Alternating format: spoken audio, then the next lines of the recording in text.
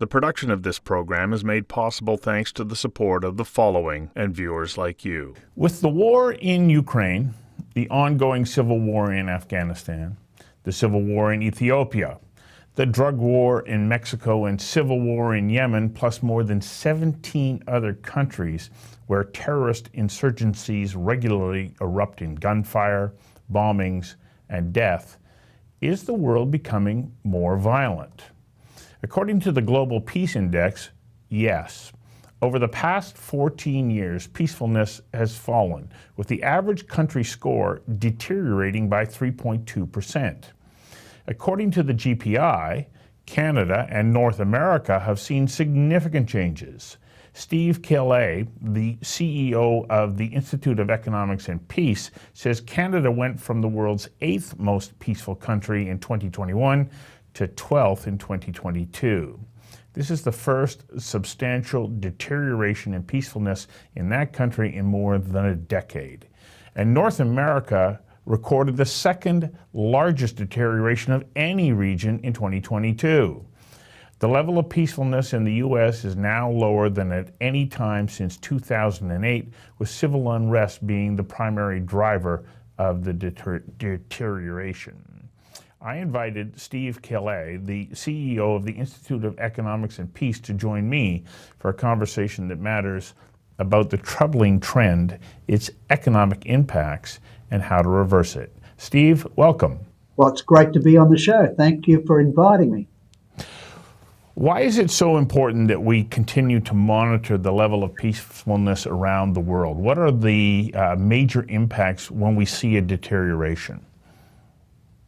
So the reason we need to monitor peace and be able to measure it, it gives us an idea of the changing environment around us. Similarly, if we've got a measure of peace, particularly in the case of the Global Peace Index, a global measure, means we can then use other forms of analysis like mathematical modelling or statistical analysis then to understand the factors which are associated with highly peaceful societies. And similarly, if you've got the trends, you can do it by regions. So now you can understand the changes in regions over time. It also gives you the ability to be able to do it by different domains. So if we look at the Global Peace Index, it's broken up into 3 different domains: internal safety and security, ongoing conflict, and levels of militarization. So you can also look at by those different dimensions, and the whole thing comes together with 23 different indicators which actually create the global state of peace. And as you've mentioned, now if we look back, it's deteriorated 3% since the inception of the Global Peace Index. That's the lowest it's ever been. And what we can see is that 11 of the last 14 years, it's actually deteriorated. So it's concerning. And a lot of it, the big deteriorations, have actually happened since 2014.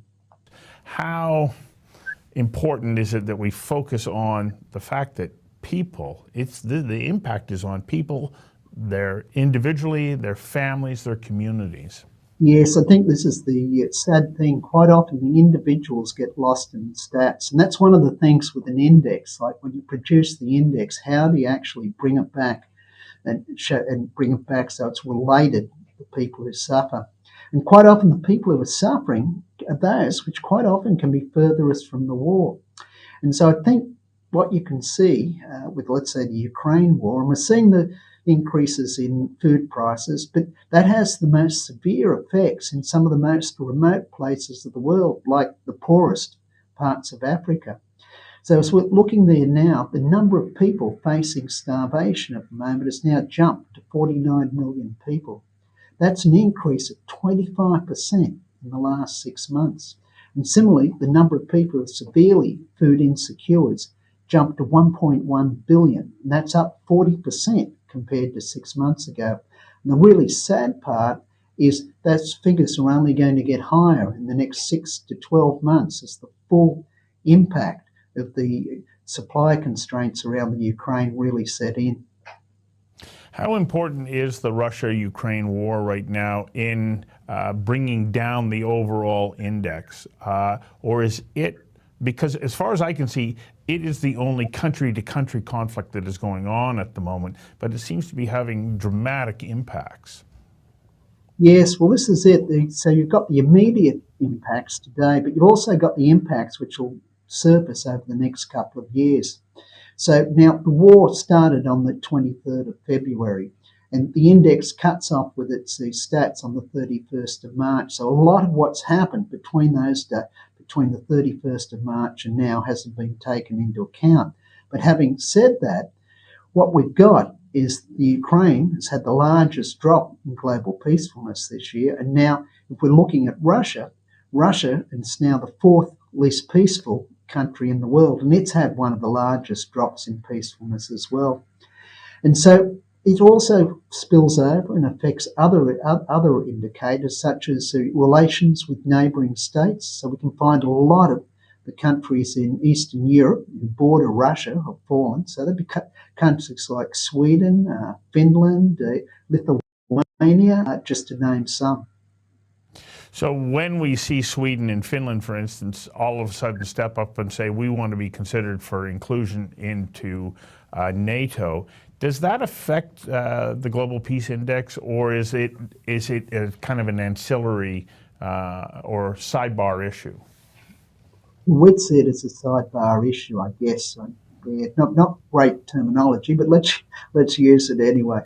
So we'd see it as something on the side. Now, what will happen with the ascension into NATO, and they may increase their military expenditure. Increases in military expenditure then account towards the Global Peace Index.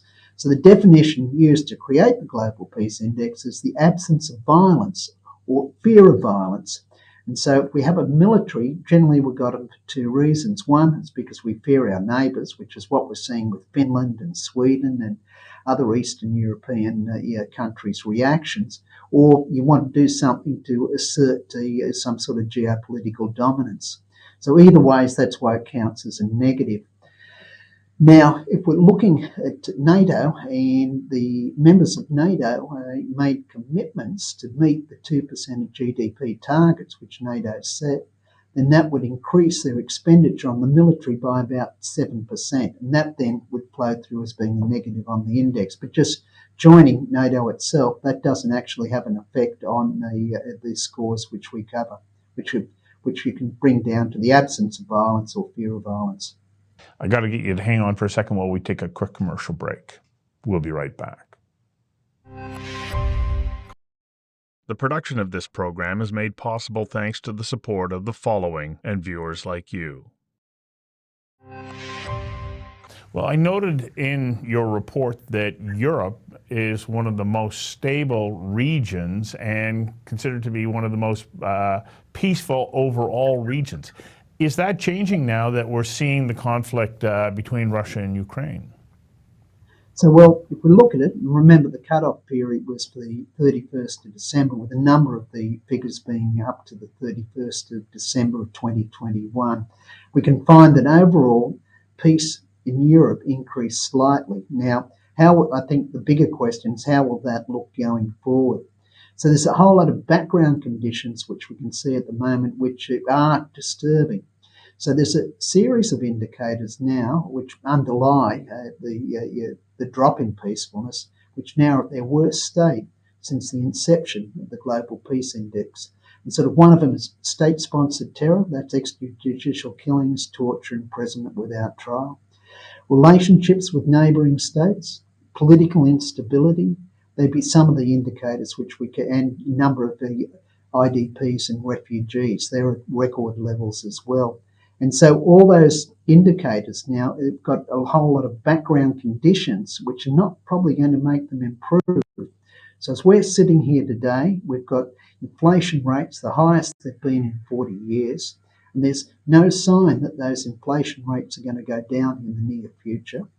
We've got the malay in the economy, so economic conditions aren't looking good. So the IMF has downgraded all growth prospects, and so there'll be a number of economies which will probably go into recession. We've got record levels of debt with rising inflation. We've got supply chain issues which are going to stretch forward for at least another 12 months to come. And then obviously we've got rising food prices and energy prices which really affect just the average person not only in Europe, but globally as well, and including the US and Canada. The economic impact of unrest and violence is tremendous. Nowhere more so, I think, than we see in the Middle East, which, as you have pointed out, is home to some of the most violent areas in the world, Afghanistan being one example. What can we do, because these are internal conflicts for the most part, what can the rest of us do to have some kind of influence to try and move the needle back in the other direction? Well, this is very, very difficult to answer. Let's face it, if we look at it recently, Western alliances have been involved in Afghanistan, Iraq. It's probably spent about $7 trillion, both on the military side of it and on the aid side of it after, with what little effect in the long run. So I think there's a need for us to really rethink the way we do aid. Now, one of the things which we do know, there's a whole series of factors which create for highly peaceful societies, and they create the resilience. So it's very difficult for those societies then to lapse into violence. And that's a concept called positive peace. But these same factors which create for a highly peaceful society also create a whole lot of other things we think are important, like higher per capita GDP growth rates. So you find they perform better on measures of ecological sustainability, better on measures of well-being, happiness, and also better on measures of development. And so these factors change slowly over long periods of time. But we as a society need to start to focus on the long-term factors which create for sustainable peace and stronger economic development, because it all goes together, it all comes together. And so none of this is simple. But I think simply in the short term, the thing which we've all got to realise, that wars in the modern era is crazy. Not even with all the might of the Western powers were we able to in Afghanistan, nor really in Iraq. And so we're seeing the same thing happen now in the Ukraine. And so from an economic perspective, wars now are just simply crazy. And I think that's one of the lessons, hopefully, other countries will take away from watching what's happening in Ukraine currently. When I was looking at your report, I was actually a bit taken back to see that Ireland is in the top 3 most peaceful countries, because I can think back 20 some odd years ago, and there's no way that you would say that Ireland was peaceful. What can we learn from that model? Well, I think there's a lot which, so Ireland had a whole range of things happen. One, it got the accession into the EU. With that accession, then you had a whole lot of privileges which Ireland had, which then improved its economic growth rates quite substantially. And so societies where, let's face it, the tide is rising and all boats are rising, make for a happy rowers, let's say, for want of a better analogy. Similarly, you've also got the Good Friday Agreement, which occurred in Northern Ireland at the same time. And so those two things combined together really helped. And I think one of the things we can see with the Northern Ireland Agreement, you had the US government came in solidly behind trying to help create the conditions for those negotiations. And so a lot of that cut off the supplies to the IRA. So quite often when you've got the military, if you can cut the money supply off, then it's a lot harder for them to exist and a lot more likely to bring them to the negotiating table. Then along with that, what you can see in Ireland, separate from Northern Ireland, you saw the rising economic conditions, which then go a long way to sort of getting rid of the drivers, let's say, of a whole range of different crimes. This is our second break. We'll be back in a moment. The production of this program is made possible thanks to the support of the following and viewers like you.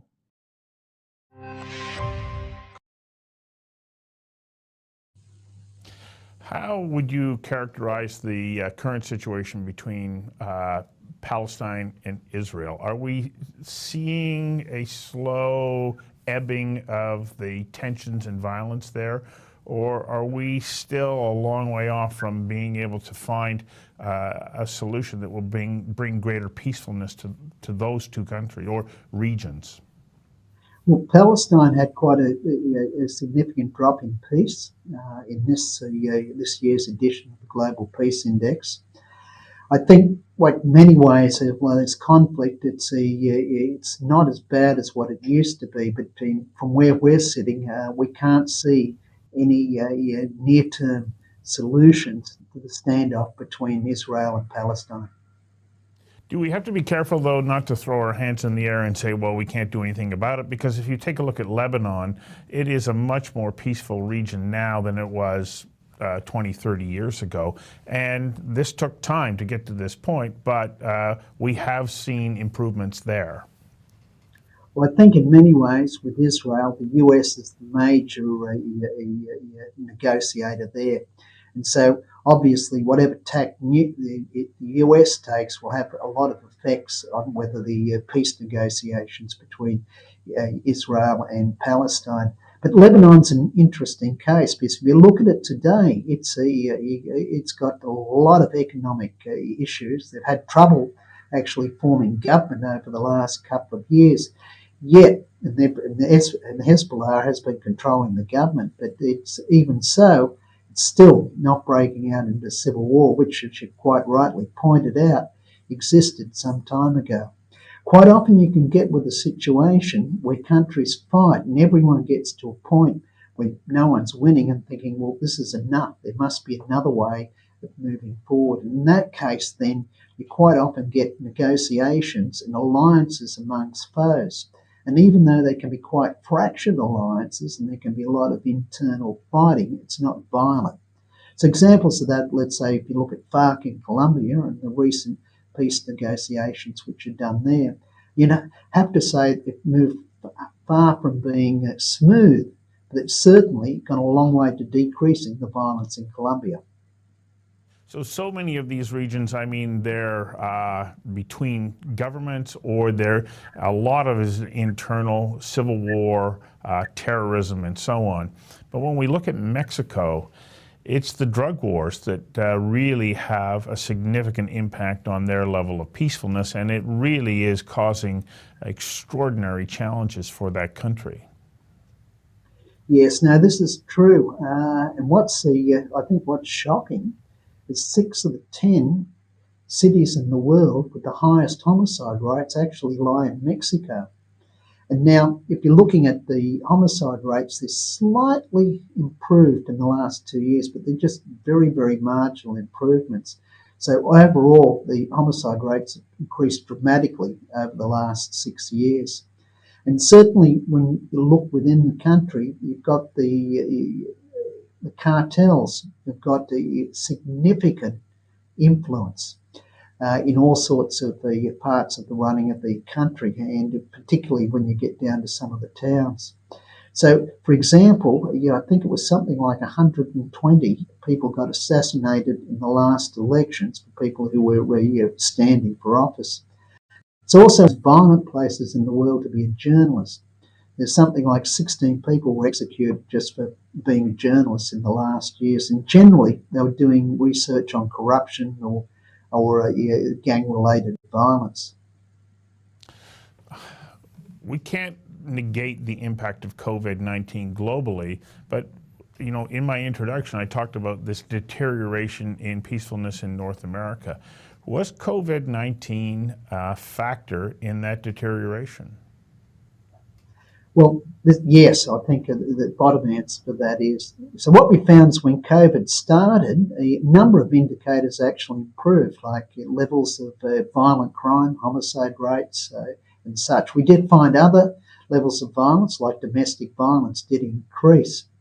But so people came out of lockdowns, then things started to change. So for Canada, for example, you had a lot of demonstrations there, as was in many countries around the world over lockdown conditions. A lot of people just didn't like the impositions of being locked down. So that fueled sort of violent demonstrations. And so if we look in the situation of Canada, for example, and we look over the last 12 months, what we can find is there are a number of things which have sort of caused the 4th place drop for Canada to 12th place. First, there's an increase in the homicide rates, admittedly mildly, but there was an increase in that. What we also found is the perceptions of criminality also increased within Canada. The thing which caused a large part of the drop was the increase in violent demonstrations. And now that's a trend which we can see going on globally. So if we go back and see the last 14 years, what we find is the indicator with the largest deterioration was violent demonstrations. In fact, it deteriorated by 49%. So we look globally, something like 120 odd countries actually deteriorated in violent demonstrations, while roughly about 20 odd countries actually improved. Third and final break. We'll be right back. The production of this program is made possible thanks to the support of the following and viewers like you. Okay, let's end on a positive note. Tell me why Denmark and Iceland are so peaceful. Well, there's a standard joke about Iceland. Well, you know why it's so peaceful. It's so cold, no one goes outside. But since it's become number one on the index, I've certainly travelled there quite a bit. And when you look at the history, it goes back almost 1,000 years. And so the country is massively inhospitable. So what's happened over that period of time, people have needed to come together to actually sort of work to be able to overcome the conditions. And so it's been, I think it's been almost 800 years since they've had any internal conflict in Iceland. In fact, after about 20 or 30 years ago, if you're out and you came to someone's house, you're quite free to walk in if they weren't there, put a kettle on the stove and make yourself a cup of tea. And that's because the conditions were so inhospitable, and obviously it took ages to travel anywhere, that you could easily get caught out in the cold and you'd come in. So it's this bonding through the community over many, many years which has created a high level of tolerance, which seems to have carried through today. At least that's my impressions when I've looked at the history of the country. I've been quite surprised. I think you're absolutely right. I think about driving in the far north in Canada. You're driving down the road, you don't see another car coming in any direction for more than an hour and a half. The rule of the road there is if you see somebody stopped, you stop and ask them if they need help, because if they become abandoned there, they could easily die. And there is this appreciation, I guess, that we need one another to survive. And even though we, for the most part, the rest of the world lives in, tight quarters, we still need each other to survive and thrive. And I think that is probably the most important message, that we find ways to support one another, and hopefully both parties are benefiting. Yeah, now look, I can't agree with you more. And we're all human beings, and in the end, we relate to other human beings. And I think for all of us, in terms of our own sense of self-worth, it's our relationships which count. I quite often get asked, how do you create peace at an individual level? And so I think what's really important in those kind of situations is that you go, hello, are you still there? I'm still here. Gone. Yeah. Oh, okay. Sorry, thought you'd gone. So quite often you get asked about peace at an individual level. And I think you're quite right. What we need to do is, it's just simple things like when you go and, let's say, get a cup of coffee, it's to smile and be friendly at the person behind the counter. It's with your family when they say something which a kid's upset you, or your wife is complaining about something, or your husband, then just take a little bit of time before answering. Just try and understand a little bit from the other person's perspective. Doesn't mean you're going to think any differently or respond any differently, but you will respond in a way which is probably a lot more understanding, a lot more peaceful. And so quite often it's just those little human interactions in life which have a rebounding effect. The Dalai Lama once said, look, if you think the little things didn't matter, then try sleeping in a room with a mosquito. So aptly put. A wonderful way to end this conversation. Thank you very much for your time today. Okay. Thank you. It's great being on the show. Yes, thank you. I love how well you know your topic.